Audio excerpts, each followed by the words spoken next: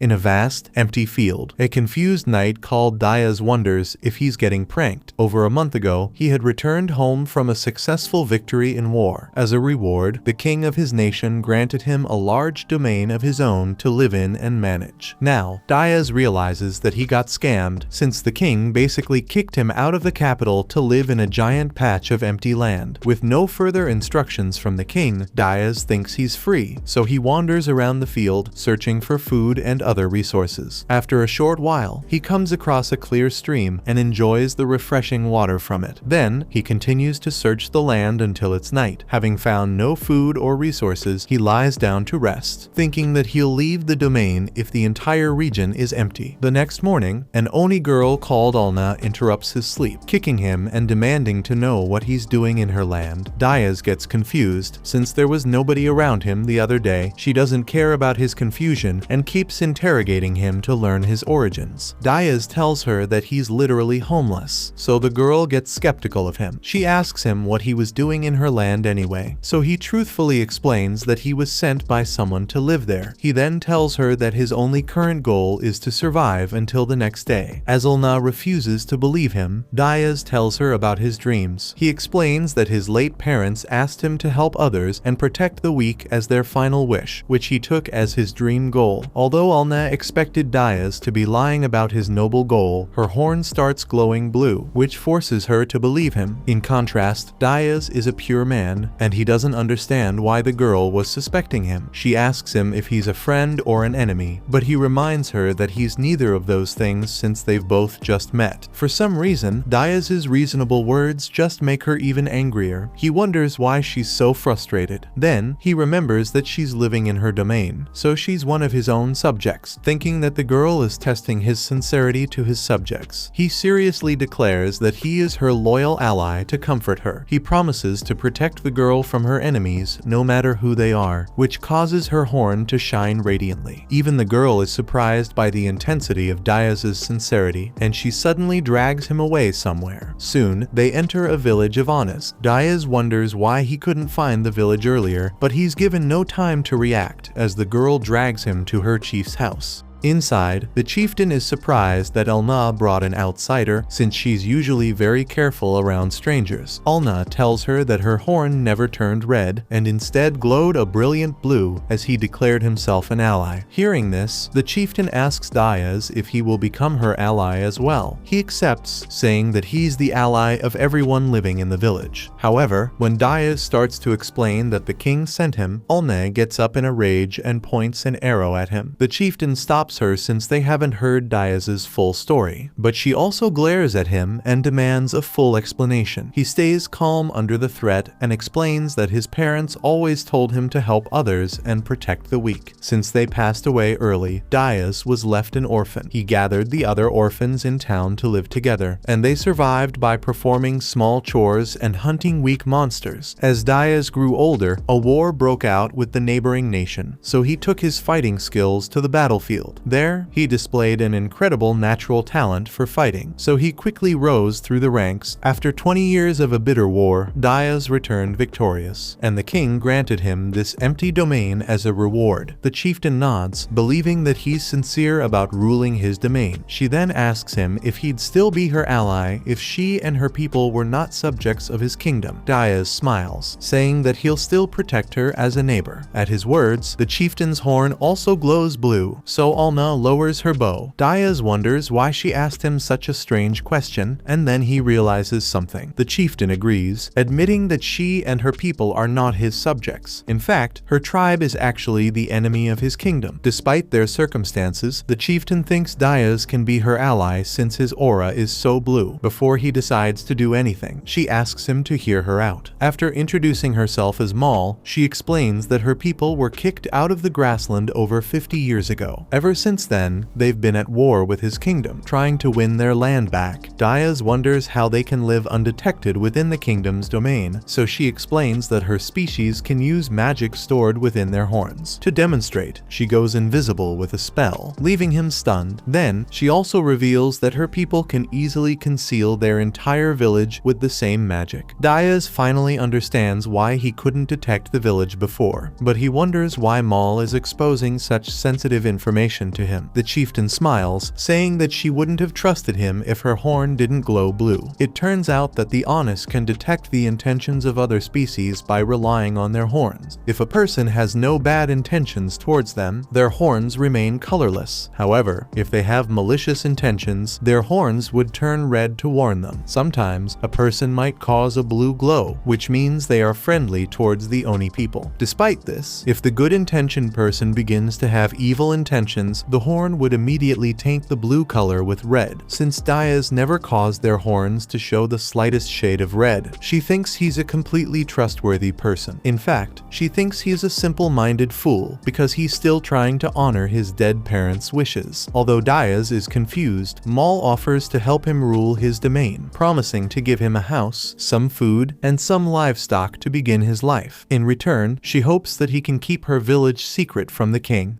Dayas accepts her offer and promises to protect her people as long as they don't threaten his kingdom. Mal is satisfied with his attitude, so she orders Alna to go with him and show him the ways of their village. Alna nods at first, but then she gets shocked after realizing her orders. Mal reminds her that she brought Dayas in the first place, so it's her job to look after him. Though she is frustrated, Alna agrees. Afterward, she goes out with Dayas and gets some villagers to build a house for him. In just a few hours, the villagers efficiently build a house with a wooden structure. Dayas is surprised by their speed, so Alne explains that her people aren't always able to hide. For this reason, they build their houses with lightweight structures so they can be easily removed in case of an emergency. Once the house is set up, Alna tells him that the food and livestock will be sent to him later. She offers to help him with the livestock later, so Dayas thanks her. However, he feels a bit concerned about the number of subjects in his territory and asks her if she's got a way to increase their population. Alna doesn't understand why he even wants more subjects, especially since food is limited in their empty land. She asks him how he'd take care of an increasing population, so Dayas realizes his mistake. She then gives him a bag of strange dust, explaining that it's a special bait that can attract wild animals. Alna tells Dayas to take the dust and spread it away from the village, and she explains that he can earn more money for every beast he gets. The brawny-headed Dayas smiles, happy to get a job that requires muscles instead of brains. A few minutes later, after going out for a good distance, he decides it is finally time to start hunting. However, since Alna never told him how much dust to use, he just spreads the entire bag like an idiot. This attracts an entire herd of wild cattle, but Dayas is only excited by the challenge. He lifts his axe and welcomes the herd, tearing through the beasts as if they're nothing. After hunting half a herd, the rest of the beasts run away, so Dayas is left with the corpses of their beloved relatives. Unfortunately, he finally remembers that he also has to carry the heavy beasts back home. Without a wagon to transport them, he leaves the other beasts behind and carries just a single one. As Dayas walks home, he feels worried that Alna will be upset with him, since she easily gets annoyed by his antics. To his surprise, she is pleased to see the giant beast, since meat is a rare resource in her village. Seeing his disappointed look, Alna wonders what's wrong, so he explains that he had to leave over 3 dozen beasts behind. Hearing how strong he is, she is shocked and instantly rethinks her opinion of him. Mal comes out as well and praises Dayas for his manly display. Alna agrees, and she runs off to alert the villagers so they can carry the rest of the beasts back.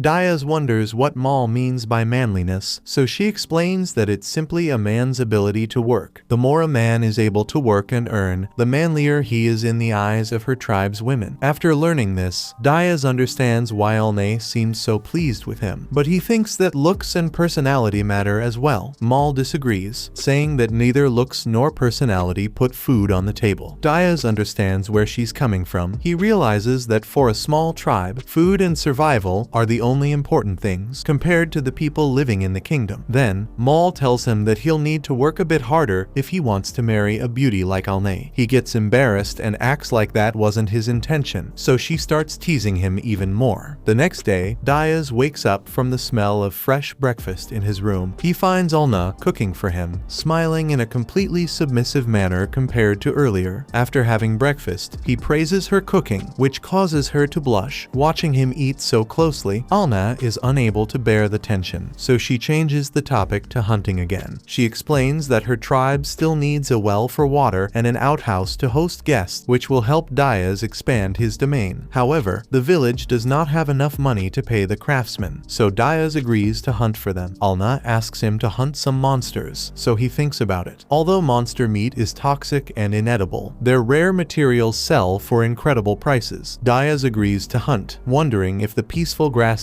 even has any monsters. Alna reveals that she can sense monsters with her magic horn, but Diaz refuses to put her in danger. However, she insists on going with him, so he agrees to take her. Later, as Diaz takes care of his cattle, some village men bring over food and blankets for him. Feeling the respect from them, he realizes that this village truly cares about the men who can protect them. Just then, Alna comes out of his hut after preparing for the journey. Diaz realizes that she's put on some makeup, while the other men get jealous of him. Meanwhile, Alna smiles, saying that the other men will take care of the cattle while they're out hunting. Both of them move out, and after reaching a rocky hill, Alna chants her magic to scout for monsters. A strange blue light surrounds her, which alerts her to the location of a nearby monster. Diaz nods and tells Alna to hide while he hunts the beast, but she refuses. Instead, she offers to help him while using her concealment, so he agrees to let her fight. After a short while, they find the monster, which looks like a giant turtle. Alna's eyes grow wide with shock, since she knows it's actually an earth dragon. However, Diaz doesn't share her fear. Despite her warnings, he jumps out to fight and tells her to remain behind. As the dragon notices him, he jumps on its back and whacks its hard shell. The impact fails to leave a single scratch, and instead breaks the tip of his axe. Diaz tries to attack the dragon's weak points, but it retreats into its shell for defense. Alna suggests running away while he still has the chance, since an earth dragon can wipe out an entire troop of men on its own. Diaz refuses to run since he's still got more tricks up his sleeve. He decides to whack the same spot until it cracks, and begins hammering away at the turtle's back. After a while of banging his axe uselessly, the blade starts cracking. Alna gets worried for him, but Diaz remains confident in his weapon. Since his axe is a special weapon used by a former shogun, it possesses the ability to repair light damage using a mending spell. However, Diaz can only force it to quickly repair itself with magic, so he mends it in front of Alna's shocked eyes. He then continues to pound the dragon's back relentlessly. Eventually, the toxic miasma radiating from the dragon condenses into the area, and Alna starts to feel sick. Realizing she's in danger, he agrees to leave after leaving a final strike. To his surprise, his final hit actually breaks through the dragon's shell. Enraged, the creature gets out of its shell and blows a fireball at him. Diaz dodges the fireball and slashes at the dragon's weak legs. As he prepares to attack, he realizes that the dragon has spotted Alna. Knowing that it's outmatched against Diaz, the clever monster targets her instead. Enraged by its audacity, Diaz jumps into the sky and plunges hard on the dragon, tearing through its spine and killing it. Alna immediately tears up at his display of bravery and rushes into his arms. Before Diaz can process her hug, she immediately declares that they're getting married.